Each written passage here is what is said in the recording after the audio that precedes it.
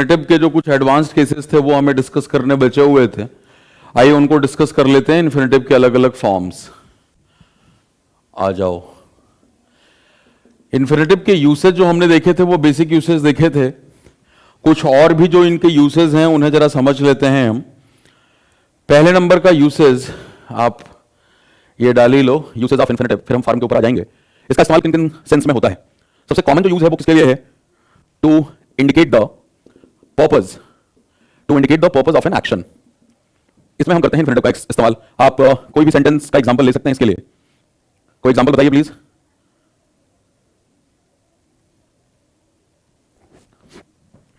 Example is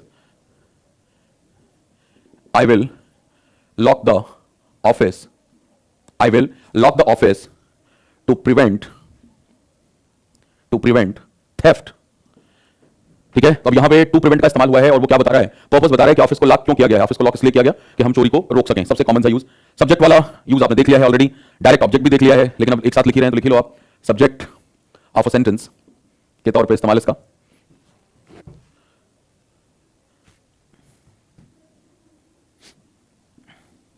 to swim in this flooded river is dangerous.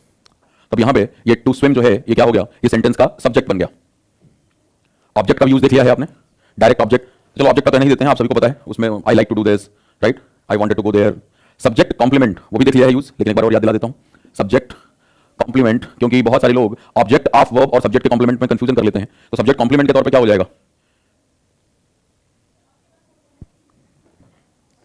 कोई भी example चलिए note करते चलिए आप, रहने दीजिए एग्जाम्पल के लिए। मैं यहां पे लिखते चल रहा हूं, अभी साथ के साथ नोट करते चलो। Her ambition is to play for the country, right. Her ambition, अब हर एम्बिशन क्या हो गया? सेंटेंस का सब्जेक्ट हो गया, एक नाउन फ्रेज। और क्या है उसका एम्बिशन? वो इस के बाद लिखा जा रहा है, तो टू प्ले। यहां पे ये इन्फिनेटिव का इस्तेमाल हम कैसे कर रहे हैं? सब्जेक्ट कॉम्प्लीमेंट के तौर पे। इसका इस्तेमाल एडजेक्टिव के तौर पे भी होता है, एज एन एडजेक्टिव। किस तरीके से? एडजेक्टिव के तौर पे कैसे करोगे आप? This is the best time to start the practice session. तो अब यहां पे आप क्या देख रहे हो कि टू स्टार्ट जो है ये किसको क्वालिफाई कर रहा है? ये टाइम को क्वालिफाई कर रहा है। टाइम क्या है? नाउन। और जो नाउन को काम क्वालिफाई करता है उसका इस्तेमाल किस, उसको क्या कहोगे आप? विशेषणी कहोगे। तो यहां पे हम इन्फिनेटिव का यूज किस तरीके के देख रहे हैं? एक एडजेक्टिव के तौर पे।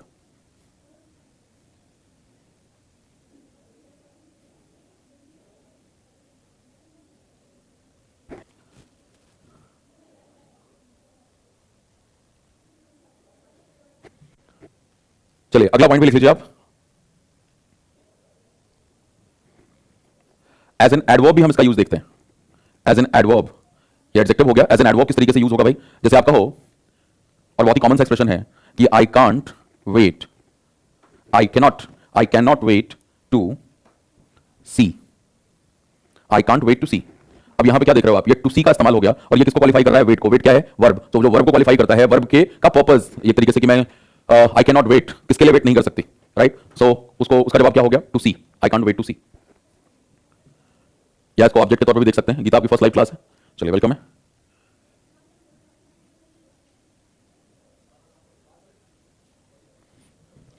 जैसे एक सेंटेंस और कि we must observe to understand. We must observe to understand. अब यहां पे हमें किस लिए ऑब्जर्व करना चाहिए? तो ये टू अंडरस्टैंड क्या कर रहा है भाई? ये इस वर्ब को क्वालिफाई कर रहा है, इस वर्ब का पर्पस बता करके कि हमें किस लिए ऑब्जर्व करना चाहिए। What is the purpose of observation? To understand. ठीक है, ओके गीता, आप हाउस वाइफ हैं फिर भी सीख रही हैं, बहुत अच्छी बात है। और इससे बाकी सभी लोग भी प्रेरणा लेंगे। बिल्कुल दीपक, बिल्कुल हेल्प करेगा।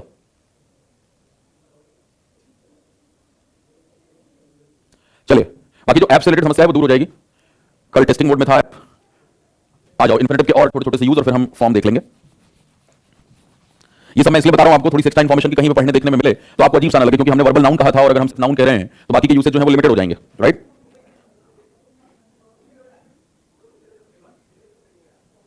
इसका इस्तेमाल क्वेश्चन वर्ड के साथ भी करते हैं हम। छठा यूज विद क्वेश्चन वर्ड्स। किस तरीके से? जैसे कहा जाए कि I don't know what to do. I don't know what to do. तो यहां पे क्या देख रहे हो? व्हाट के बाद क्या आ गया? इन्फिनेटिव आ गया। I don't know what to do. Tell me when to start this class, when to start, how to attempt this question. तो यहां पे भी आप देखते हैं कि भाई हम इंट्रोगेटिव जो क्वेश्चन वर्ड्स हैं इनके साथ भी इसका इस्तेमाल देखते हैं, when to, how के बाद 2 + v1, राइट, ये हमें देखने को मिलता है।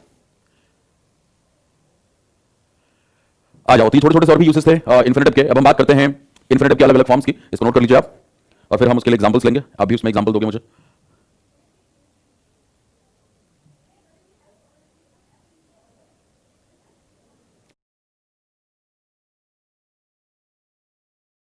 पुष्पेंद्र, यहां फॉर के साथ हम जिरंड लेंगे और टू के साथ जो है इन्फिनिटिव लेंगे। सैटरडे ऑफ रहता है Rahul, don't worry. Good morning Chirag. चलिए आइए आगे बढ़ते हैं। यूसेस के बाद डिफरेंट फॉर्म्स ऑफ इन्फिनिटिव समझ लेते हैं।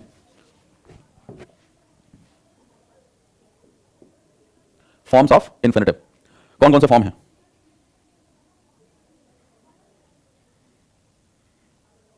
इसमें 3 कॉलम हम बनाएंगे। एक तो फॉर्म ऑफ इन्फिनिटिव का, दूसरा एक्टिव वॉइस का, बिकॉज वॉइस में भी चेंजेस आते हैं, और पैसिव वॉइस का। सबसे पहले हम एग्जांपल लेंगे किसका? सिंपल इन्फिनिटिव का, या प्रेजेंट फॉर्म बोल सकते हो। तो सिंपल इन्फिनिटिव। अब सिंपल इन्फिनिटिव क्या होता है भाई? 2 + v1, और जब हम पैसिव वॉइस की बात करते हैं तो वहां पर क्या हो जाता है? 2b + v3, 2b + v3। तो अगर कहीं 2b + v3 लिखा है तो आप परेशान नहीं होंगे कि भाई ये क्या हो गया। अब अगली बारी आती है प्रोग्रेसिव इन्फिनिटिव की। प्रोग्रेसिव का मतलब क्या हो गया? जो कॉन्टिन्यूअस है, प्रोग्रेसिव इन्फिनिटिव। तो प्रोग्रेसिव इन्फिनिटिव का स्ट्रक्चर क्या होता है?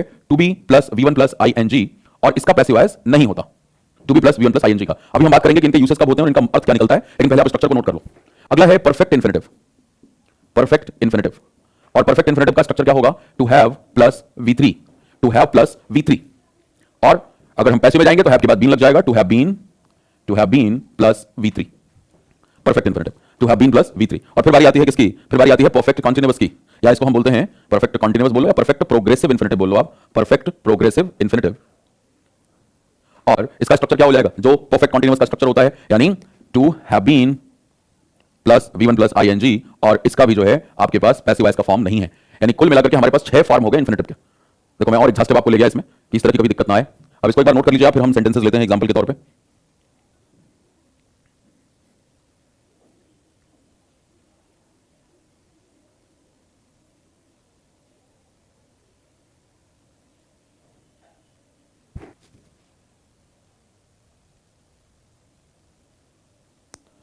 Gita, you can ask me whatever you want to ask on my Facebook page. आप वहां पे मैसेज कर दीजिए।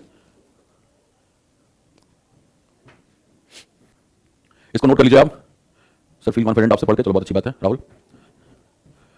मैं एक सेंटेंस अभी यहां पे लिख रहा हूं जो कि अखबार में भी 2 दिन पहले दिखाई दिया था। सलमान की फिल्म जो आई थी दबंग 3 अभी, उसमें विलेन का रोल हमारे साउथ के अभिनेता ने किया था। एक क्या नाम है उनका, नाम आपको बेहतर पता होगा। तो सलमान खान उनसे प्रसन्न होकर के उन्होंने एक BMW कार जो है वो गिफ्ट की, कुछ 1.5 करोड़ की। अखबार में आई ये न्यूज। तो उस अखबार में ये भी लाइन आई कि भाई उन एक्टर ने सलमान खान के लिए जो है आभार व्यक्त किया कि उनके साथ काम करने का मौका इनको मिला। और वो सेंटेंस क्या था?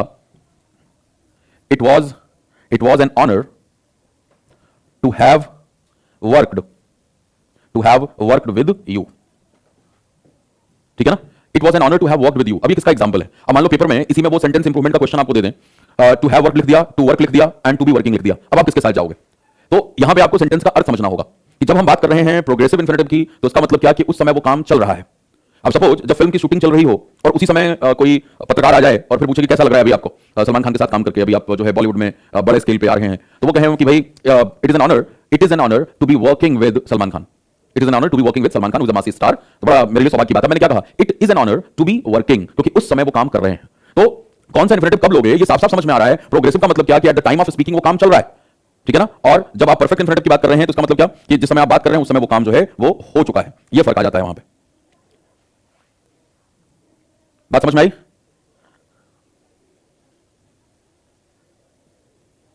अब ऐसे ही सेंटेंस और एक बनाया जाए कि she seems to be studying a lot these days. She seems to be studying a lot these days. अब ऊपर वाला जो एग्जांपल मैंने लिखा वो किसका था भाई?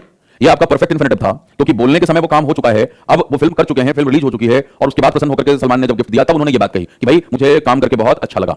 राइट? सो वहां पे टू हैव आ गया। लेकिन अब मैंने क्या लिखा है? She seems to be studying a lot these days. अब मान लो स्कूल के दिनों में, या कोई आप प्रिपरेशन कर रहे हो अपने स्कूल के टाइम पे, मान लो कोई इंजीनियरिंग IIT के एग्जाम की प्रिपरेशन, या आपके ये PMT के जो एग्जाम्स होते हैं जो नीट के नाम से जाना जाता है, अब आप प्रिपरेशन कर रहे हो और आपके साथ पढ़ने वाला एक बच्चा या एक बच्ची, यहाँ पे शी लिखा है, चलो लड़की ले लेते हैं, यहाँ पे एक गर्ल स्टूडेंट जो है वो कंसिस्टेंटली बहुत अच्छा परफॉर्म कर रही है हर वीकली टेस्ट में, तो आप क्या कहोगे कि she seems to be studying a lot these days, ऐसा लग रहा है कि आजकल वो बहुत पढ़ रही है। अब यहाँ पे सीम आ गया, वर्ब, और वर्ब के बाद भाई इन्फिनेटिव है तो फाइनाइट वर्ब के बाद ही आ रहा होगा, ठीक है ना, तो सीम के बाद आ गया to be studying a lot these days, ये हो गया आपका प्रोग्रेसिव इन्फिनेटिव। बात समझ में आ गई?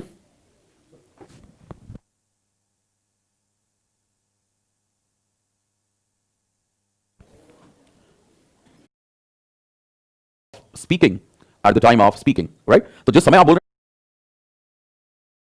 हैं नॉन फाइनाइट सीजन प्रूफ होते हैं कि that an event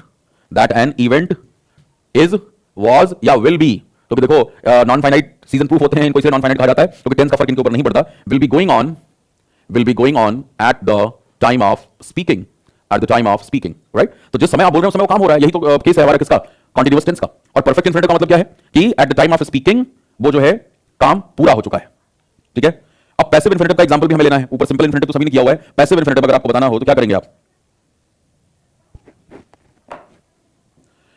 passive infinitive simple, there are 4 candidates to be, देखो to be selected, there are 4 candidates to be selected, 4 और कैंडिडेट्स हैं जिनका सिलेक्शन होना है, राइट, तो ये हमारा सिंपल पैसिव इन्फिनेटिव हो गया। एक्टिव का तो आपको बताइए। अब जैसे मान लो इसी को जिसको हमने पैसिव वॉइस में लिखा है, इसी का अगर मैं आपको एक्टिव वॉइस लिखने के लिए कहूं तो सिंपल इन्फिनेटिव का एग्जांपल बन जाएगा, there are 4 candidates to be selected लिखा हुआ है, राइट, आप लिख दो my company wants to select 4 candidates, right, तो अभी वांट्स टू सेलेक्ट आ गया, यहां पे सिंपल इन्फिनेटिव आ गया। हां जी, परफेक्ट इन्फिनेटिव का एग्जांपल आपने देख लिया है, और एक आध एग्जांपल अभी मैं आपसे सारे एग्जांपल लिखाऊंगा, एक मैं और एग्जांपल आपको लिख के दे देता हूं। परफेक्ट इन्फिनेटिव से कहा जाए कि I am pleased to have, I am pleased to have selected in UPSC exam, right, so अब यहां पे I am pleased to have selected, जाहिर तौर पे आदमी सिलेक्शन उसका हो चुका है तभी तो खुशी होगी उसको, ऐसा तो नहीं कि सिलेक्शन हो रहा है, कोई प्रोसेस होता है, रिजल्ट एक बार आता है और उसके बाद खुशी आती है, तो वही बात की जो दूसरा एक्शन है वो हो चुका है at the time of speaking, selection हो चुका है तब खुशी हुई, तो ये भी किसका एग्जांपल हो गया? परफेक्ट इन्फिनेटिव का। पहले इतना नोट कर लीजिए क्योंकि मैं ये जगह थोड़ी सी साफ करूं और फिर हम बाकी के एग्जांपल्स लेंगे। और अभी फॉर द टाइम बीइंग मैं ये भी चाहूंगा कि जो लोग इसको नोट कर चुके हैं आप मुझे कुछ एग्जांपल दीजिए प्रोग्रेसिव इन्फिनेटिव का और परफेक्ट इन्फिनेटिव का, मत तरीका आपको समझ में आ चुका है। Very good Chirag, book has to be complete by the end of this week. Deepak ने एक बड़ी अच्छी बात यहां पे लिखी है, I am pleased to have been selected, चलो बहुत अच्छी बात है, खुशी हुई दीपक की जान के। अब जैसे आप देखो इस सेंटेंस में I am pleased to have selected लिखा हुआ है, ये सेंटेंस सही है कि गलत है? I am pleased to have selected in UPSC exam, ये सेंटेंस सही है या गलत है?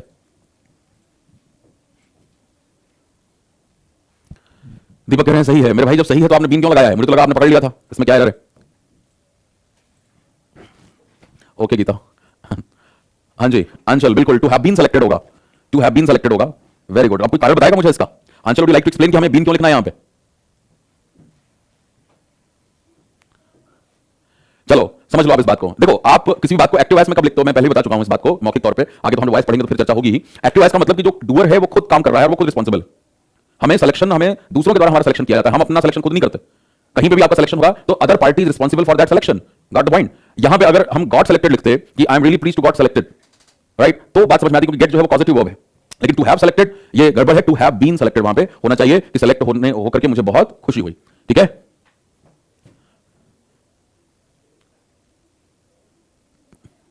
बिल्कुल, selection is done by organisation not by himself. बिल्कुल answer, I can not select myself. बात सभी को क्लियर हो गई? So I am pleased to have been selected. चलो अब तो ये भी समझ में आ गया।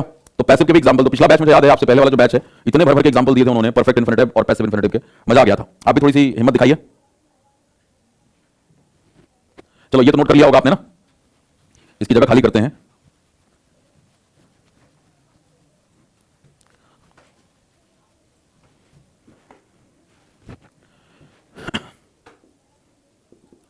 I pretended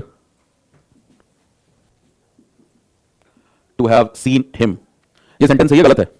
I pretended to have seen him, क्या कहते हैं आप?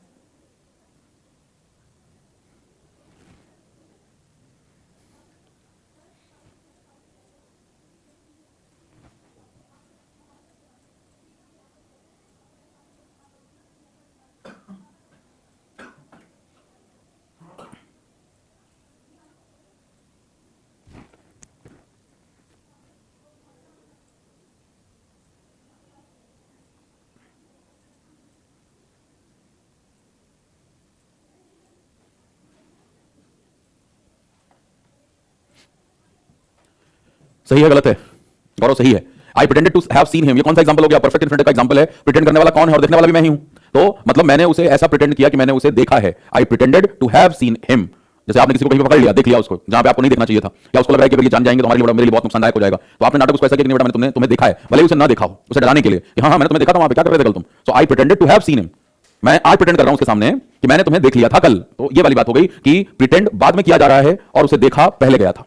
तो I pretended to have seen him perfect का एग्जांपल है और बिल्कुल ही सही सेंटेंस है ये। I pretended to have seen him.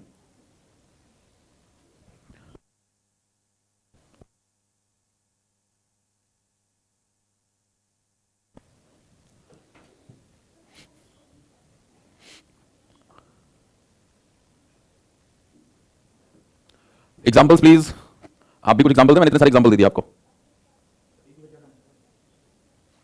I pretended to have scene, देखो प्रिटेंडेड क्या हो गया? फाइनाइट वर्ब हो गया, और फाइनाइट वर्ब के बाद आपने लगा दिया perfect infinitive. I pretended to have seen him. बिल्कुल समझा दूंगा पॉजिटिव वर्ब भी। योगेश पहले जो समझा रहा हूं इसका कॉन्फिडेंस मुझे दीजिए कि आप लोगों को समझ में आ गई बात।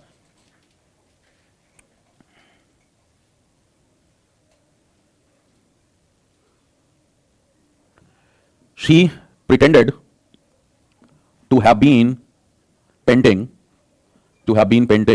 all day। अब ये किसका एग्जांपल हो गया? टू हैव बीन के बाद वर्ब में आईएनजी, और ये केस कौन सा है? परफेक्ट प्रोग्रेसिव का है। तो यहां पे सिंपल फंडा यूज होगा कि किसी भी बात को आप परफेक्ट प्रोग्रेसिव में या परफेक्ट कंटीन्यूअस में कब लिखते हो? जब आपका फोकस जो है वो किसके ऊपर होता है? ड्यूरेशन के ऊपर। आप एक मोमेंट की बात नहीं कर रहे। कंटीन्यूअस और परफेक्ट कंटीन्यूअस में यही डिफरेंस है कि कंटीन्यूअस के अंदर जिस मोमेंट में हम बात कर रहे हैं उस मोमेंट में ही वो काम हो रहा है।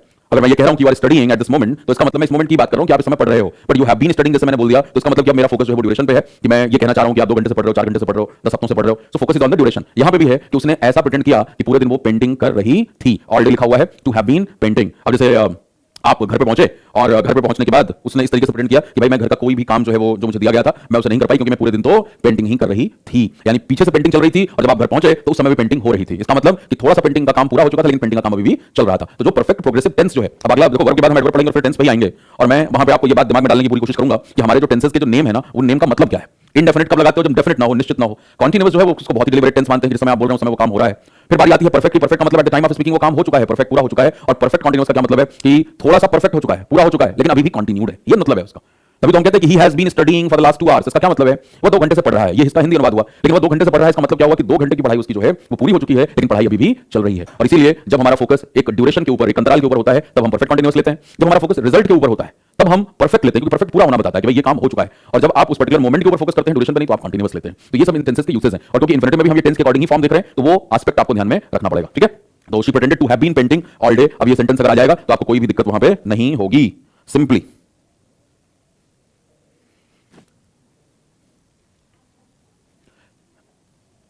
was an amazing experience to be studying with you, दीपक कह रहे हैं। तो हम इसको टू बी स्टडिंग लिखा है दीपक, तो इट इज कर लेंगे आप तो ज्यादा बेहतर होगा। ठीक है ना? It is an amazing experience. I am preparing to get selected. Aanchal कह रही है I am preparing to get selected. अब यहां पे 2 + V1 का इस्तेमाल हो रहा है, ये सिंपल इन्फिनिटिव का केस हो गया। Deepak sir please make me understand, I pretend to have seen him and to see him. हां दोनों के सेंस निकलेंगे दीपक, लेकिन अगर बिल्कुल प्योरिटेनिकल होके जाए तो टू हैव सीन ज्यादा बेहतर है। I pretended to see him. अब जैसे ये आई प्रिटेंडेड अगर लगा दिया है आपने, तो इसका क्या मतलब? घटना तो पास्ट की है ना, घटना तो पास्ट की है। तो स्पोकन इंग्लिश में हम ऐसी बात बोल देते हैं, इसलिए आपको थोड़ा सा इसमें लग रहा होगा आई प्रिटेंडेड टू सी हिम, मैंने उसे देखने का नाटक किया, अभिनय किया, प्रिटेंड किया, बहाना बनाया। लेकिन आपने बहाना बनाया देखने का, तो देख तो पहले चुके हो ना।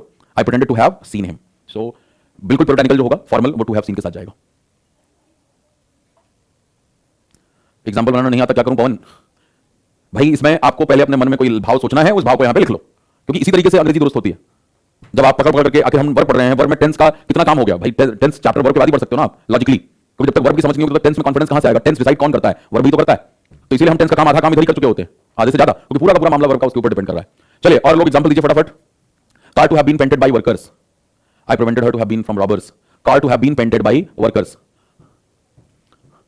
अब यहां पे अतुल आप खुद देखो, car to have been painted, इतने में स्ट्रक्चर सही लग रहा है, to have been painted by workers तो ठीक है, लेकिन कार के बाद कुछ और लिखना चाहिए या नहीं लिखना चाहिए? I am to have been getting 35 out of 50 nowadays। I am to have been getting. Kicha is happy to have been awarded by Salman Khan. Very good, Deepak. Kicha is happy to have been awarded by Salman Khan. Award से ज्यादा reward word correct होगा दीपक यहां पे। He seemed to have been cheated. Very good, Vandana. He seemed to have been cheated. बहुत अच्छा। कि उसने ऐसा उसे प्रतीत हुआ कि उसके साथ धोखा हो चुका है, टू हैव बीन चीटेड। वो खुद को धोखा तो देगा नहीं, तो किसी और ने धोखा उसको दे दिया है, passive voice, to have been cheated. Very good. और Nirbhay, being a rainy day I had to cancel all my appointments, इसमें कौन किसका एग्जांपल ले रहे हैं आप? Nirbhay, I had to cancel तो सिंपल सा हैड टू आ गया, modal verb. He looked to have been suffering from cold. Very good Asif. He looked to have been suffering from cold, मतलब उसे देख के लगा कि उसे पिछले काफी समय से उसे कोल्ड है। बहुत अच्छे। Rahul, I pretended him to have been away from my home. car that you have seen yesterday to have been painted by workers. Very good, Atul. He admitted to have abused him. He admitted to have abused him. उसने admit किया कि हाँ उसने उसे गाली दी थी. Satan sir is the best teacher to be teaching these days. Okay, Deepak. I pretended him to have been away from dog. To be completed within 6 weeks. Everyone desires to be admired. Very good. Achieved, Pankaj. They pretended to be running out of time. They pretended. ये बहुत खुशी होती है मुझे देख के। बहुत सारे सेंटेंस है, ईरान पे सेंटेंस बनाया, आईपीएल पे दीपक ने बनाया, यहाँ पे चिराग ने बनाया अभी। तो ये अच्छी बात है कि आप इन चीजों को ऑब्जर्व करिए। Iran wants to be a nuclear power, Anil कह रहे हैं। तो यहाँ पे ये सिंपल 2+V1 हो गया, बी वर्ब की फर्स्ट फॉर्म हो गई, ये सिंपल इन्फिनिटिव का केस हो गया। Anil, I am glad to have found a new job. Very good Himanshu. तो I am glad to have found a new job, मैं बहुत खुश हूं एक नई जॉब पाकर। Mukul, VK seems happy to have won the match. चलो, पीयूष, विनीत, सभी के जवाब मुझे दिख रहे हैं। बहुत अच्छी बात कि आपको समझ में आ चुका है ये इन्फिनिटिव के हमारे जो टाइप्स थे अलग अलग। कोई कंफ्यूजन यहां तक?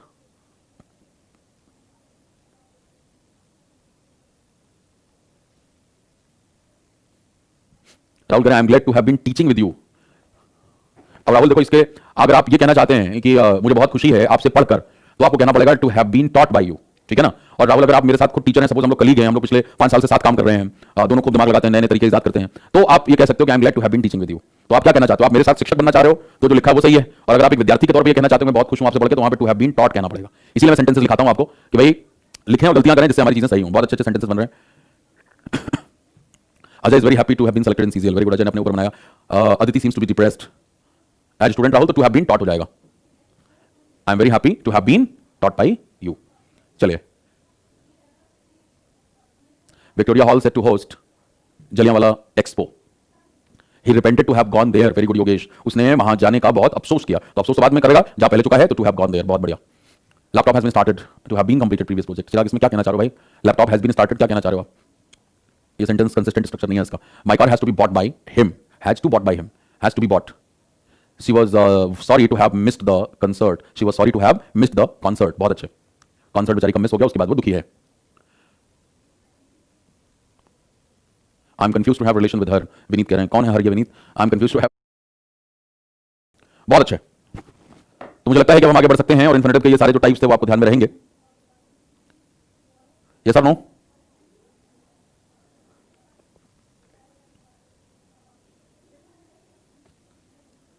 I requested to have entered examination hall.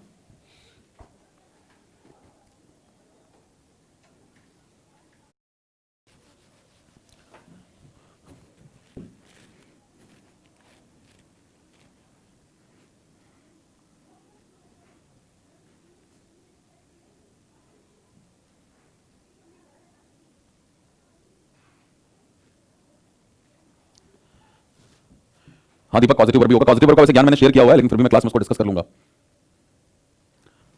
देखो, इसमें कंफ्यूजन थी क्वेश्चन में हमारे कि भाई she is used to driving या drive on wrong side. She is used to driving oblique drive on wrong side.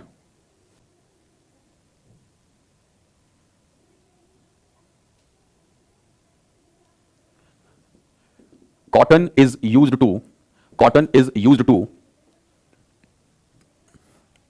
making or make different kinds of fabric। दो sentence और बहुत इंपॉर्टेंट कॉन्सेप्ट आप यहां से सीख रहे हैं। हाँ जी,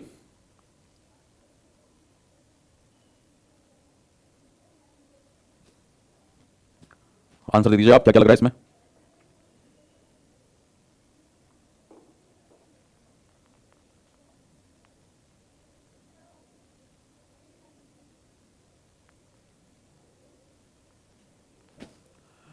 और यही था हमारा कंफ्यूजन कि भाई इज प्लस यूज टू की बात हमने की थी कि अगर be form plus use to आएगा तो V1 प्लस आईएनजी होगा। लेकिन आपको आई थिंक सेंटेंस पढ़ के भी अंदर से गट फीलिंग आ रही होगी कि यहां पे हम ड्राइविंग लगाएं और यहां पे मेक लगाएं, और यहीं से बात हमें क्लियर हो जा रही है। और इसी का एग्जांपल हमारे मैंने आपको हैंडआउट में क्वेश्चन दिया था, कौन सा था वो, फॉर्म आयल इज यूज्ड टू, ऐसे कुछ करके था ना, तो वहां पे इज यूज्ड टू था और तब सवाल आपने पूछा था कि सर ये बी फॉर्म का, तब मैंने कहा था कि मैं एडवांस लेवल पे जब लेके जाऊंगा और तब आपको ये गहराई की बात बताऊंगा। दो सेंटेंस, दो इंपॉर्टेंट कॉन्सेप्ट, इसको पक्का कर लो आप। देखो, जब काम करने वाला यानी डूअर, जैसे यहां पे शी है, इसके बाद आ जाए बी फॉर्म ऑफ वर्ब।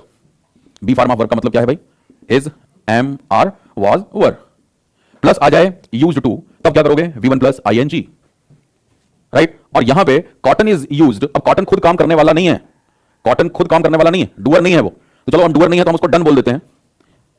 और उसके बाद ये आ जाए इज, एम, आर, वाज, वर और प्लस यूज्ड टू, तो हम क्या करेंगे, फिर हम लगाएंगे वर्ब की फर्स्ट फॉर्म। बात समझ में आ गई। तो जब कोई काम करने वाला हो, ही, शी, दे, वी, नाम कोई आ जाए तो वहां पे आप लगा लो ING, बट जब कोई सब्सटेंस आ जाए, कॉटन आ गया, मस्टर्ड आ जाए, कस्टम्स आ जाए अभी कि भाई customs are used to, customs are used to, अब उसके बाद जो वर्ब लगेगा उसमें क्या लगेगा, जैसे कहा जाए डिफेंड, तो customs are used to defend या डिफेंडिंग द स्टुपिडिटी। तो कई बार जो है हम कस्टम्स के नाम पे, रीति रिवाजों के नाम पे अपनी बेवकूफियों को डिफेंड करते रहते हैं बिना ये देखे जब वो रीति रिवाज शुरू हुए थे, किस कॉन्टेक्स्ट में शुरू हुए थे, क्या उसी कॉन्टेक्स्ट में अभी भी हैं हम, या चीजें बदल चुकी हैं। तो अरे ऐसा ही होता आया है, इस नाम पे हम डिफेंड, बोला customs are used to defend, तो अब यहां पे डिफेंडिंग नहीं आएगा क्योंकि इधर कस्टम्स की बात हो गई, ये कस्टम कोई काम करने वाला नहीं है, डन नहीं। सब्जेक्ट की बात हमने की थी ना, सब्जेक्ट की डेफिनेशन में दोनों बातें थी, सब्जेक्ट में था एक तो डूअर काम करने वाला और दूसरा डेफिनेशन का सब्जेक्ट की, सब्जेक्ट हम उस शब्द को भी कहते हैं जिसके बारे में पूरे सेंटेंस में बात हो रही है। तो यहां पे बात किसके बारे में हो रही है, कॉटन के बारे में बताया जा रहा है। दूसरे सेंटेंस में जो मैंने मौखिक बोला वहां किसके बारे में बात हो रही है, कस्टम्स के बारे में बात हो रही है। तो जब जिसके बारे में आप बात करो अगर वो सेंटेंस का सब्जेक्ट है तो उस हालत में बी फॉर्म के बाद आप 2+1 लगाएंगे, और जब कोई करता हो, काम करने वाला हो, डूअर हो, तो वहां पे हम क्या लगाएंगे, वहां पे इस्तेमाल होगा किसका, V1 प्लस ING का। बात समझ में आ गई सभी को। बहुत अच्छे अच्छे पॉइंट्स हैं ये, इनको दिमाग में रख लें आप। क्या कुछ समय है हमारे पास, हाँ बिल्कुल है। तो आई होप इसको नोट कर लिया होगा आपने। आप सभी अमेजिंग हैं, योगेश करें sir, you are amazing, you people are amazing, every one of you is amazing, every one of you is unique, सभी का डीएनए अलग अलग है, सब यूनिक हो। आओ आगे बढ़ते हैं इसी गुड न्यूज पे। देखो अगली दिक्कत यूज टू के साथ आती है कि अगर यूज टू का इस्तेमाल करके हमें नेगेटिव सेंटेंस बनाना हो तो हम कैसे बनाएंगे। भाई यूज टू हमें पता है कि हमारी पास्ट की डिसकंटिन्यूड हैबिट को बताता है, राइट। अब जैसे आपने कहा he used to come here, he used to come here, ये क्या है, दिस इज अफर्मेटिव सेंटेंस, ये आपका जो है अफर्मेटिव सेंटेंस हो गया। अगर इसको हमें नेगेटिव में करना है तो हम कैसे बनाएंगे, he used not to come here, he used not to come here, एक स्ट्रक्चर ये भी हो गया। और इसके अलावा एक और स्ट्रक्चर है नेगेटिव के लिए, he did not use to come here। तो हमें क्या बात समझ में आई कि भाई यूज टू के इस्तेमाल के साथ ये तो अफर्मेटिव का स्ट्रक्चर है, किसी को कोई प्रॉब्लम नहीं है इसमें, बट नेगेटिव में दिक्कत हो सकती है कि हम नॉट को कहां पे प्लेस करें, तो वो दिक्कत आपकी दूर हो गई। ये नेगेटिव के दोनों स्ट्रक्चर हैं, अगर आप यूज का इस्तेमाल कर रहे हैं तो नॉट जो है वो यूज और टू के बीच में आएगा, जैसे ought not to, use not to, right, haven't to तो हैव नॉट टू। और दूसरा तरीका क्या है कि आप डिड नॉट अगर लगा लेंगे तो जाहिर तौर पर जैसे डिड लगेगा, अब हम इसके मॉडल वर्ब के तौर पर इसका इस्तेमाल नहीं कर सकते। अब ये मेन वर्ब में डिड के साथ ईडी लगेगा नहीं, आपको पता है, तो did not use to come here, इस केस में ही बस यूज टू आता है। बहुत सारे लोग बोलते हैं ना he use to, she use to, they use to, कुछ नहीं होता, यूज्ड होता है। ये प्रोनाउंसिएशन की भी गड़बड़ है क्योंकि यूज टू में फिर टू आ जाता है, डक उसमें हम खा जाते हैं। तो ये ध्यान में रखिए आप, अगर नेगेटिव बना रहे हैं और आपने नॉट लगाया हुआ है उसी हालत में जो है आप यूज टू का इस्तेमाल कर सकते हो, अदरवाइज क्या लगेगा, यूज टू का ही इस्तेमाल होगा। बात क्लियर होगी सभी को। तो यानी ये हमारे नेगेटिव के दोनों स्ट्रक्चर हो गए, फार्मूला आप खुद भी लिख सकते हैं यहीं पे, negative used not two plus V1, एक स्ट्रक्चर ये हो गया। और दूसरा क्या है, did not plus use two plus V1, ये दोनों किसके स्ट्रक्चर हैं, नेगेटिव के स्ट्रक्चर हैं। किसके नेगेटिव के, यूज टू की बात कर रहे थे हम, और ये किसके लिए इस्तेमाल होता है, डिसकंटिन्यूड पास्ट हैबिट, पास्ट की वो आदत जो अब नहीं है, डिसकंटिन्यू हो चुकी। ठीक है, बात क्लियर होगी सभी को।